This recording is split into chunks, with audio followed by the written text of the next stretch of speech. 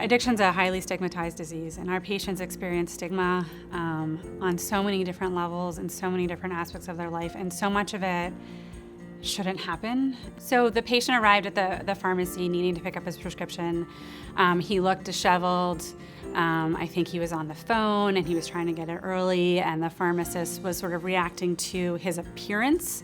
The pharmacist was pummeling him with questions without listening. And hearing what he was trying to explain, and just felt like this wouldn't happen to somebody else who was trying to pick up any other medication. So the patient, he arrived at our practice, and our clinic rather, and I saw him, I could tell he was extremely agitated. He was sort of pacing back and forth, and went and he was there to see the nurse, but I was familiar with him as well, and sort of grabbed him, pulled him into the office, and just asked what was going on. And he was even unable to sit still, and just was so extremely frustrated. And I think for this may have been the moment that sort of was a culmination of so many other moments. For me, it was really important to validate his feelings and to sort of join with him in that moment and listen, because so often I think that there isn't an opportunity to sort of share what you're feeling and get that out and kind of try to make it a productive conversation, and then figure out what to do with it and where to go. When you're having a difficult conversation, how do you create an environment where you can ultimately turn that agitated, experience into a positive outcome? In addiction treatment settings, clinicians often have difficult conversations with patients. These conversations can be some of the most important interactions addiction treatment clinicians have with patients. Addiction is a highly stigmatized chronic health condition. Many patients with substance use disorders are reluctant to engage with the healthcare system. This could be the result of prior experiences when an individual felt shamed or judged, or received suboptimal or harmful care. These discouraging interactions can lead a patient to leave treatment, which can put the individual at risk for adverse events, such as overdose or death. What can clinicians do to improve their communication skills and the likelihood of patients remaining engaged in care? To decrease stigma, clinicians should talk about addiction in the same professional manner in which they would discuss any other chronic medical condition.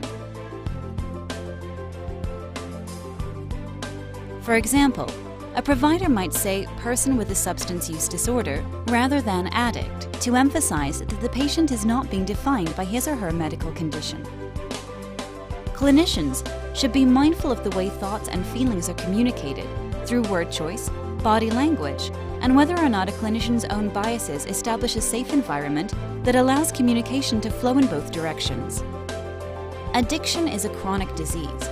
When patients are struggling, it is important to support and not further isolate them. The environment that clinicians create during challenging conversations can impact the outcome.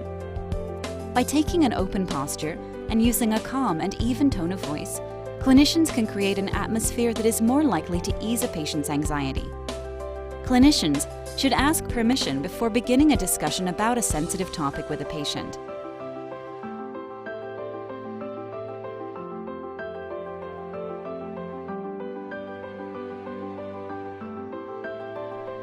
By asking the patient's permission, providing rationale for the information requested, and using empathetic and non-judgmental language, clinicians communicate to patients that their autonomy and privacy are respected.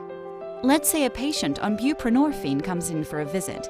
The patient's urine toxicology test is positive for fentanyl. Before entering the exam room, the clinician acknowledges her anxiety about the patient's use of fentanyl. The clinician enters the room and begins the visit by smiling and thanking the patient for coming in. The clinician asks the patient how she's doing and if there is anything she wants to discuss during the visit.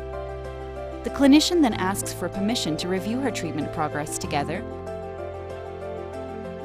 and inquires how the patient feels about her treatment so far.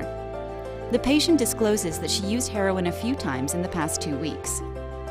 The clinician thanks the patient for her honesty and then asks if she knows about the contamination of the heroin supply with illicitly manufactured fentanyl, which can increase the risk of fatal overdose.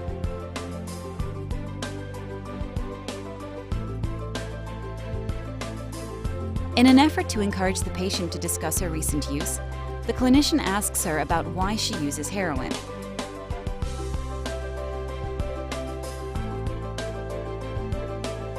The The clinician then asks if it would be okay if she shares some ideas on how to support the patient.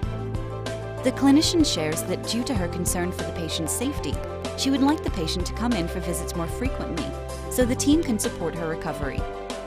Lastly, the clinician confirms that the patient has access to naloxone. In summary, to optimize the outcome of difficult conversations, clinicians can 1. Use medically accurate, person-first, non-stigmatizing language. 2. Be aware of one's own anxieties, feelings, and non-verbal communication. 3. Convey warmth and care for a patient's well-being. 4. Ask permission to discuss sensitive topics. 5. Reflect on treatment progress thoughtfully while using language that demonstrates respect. 6. Use open-ended questions. 7. Engage with the patient as a partner in treatment planning.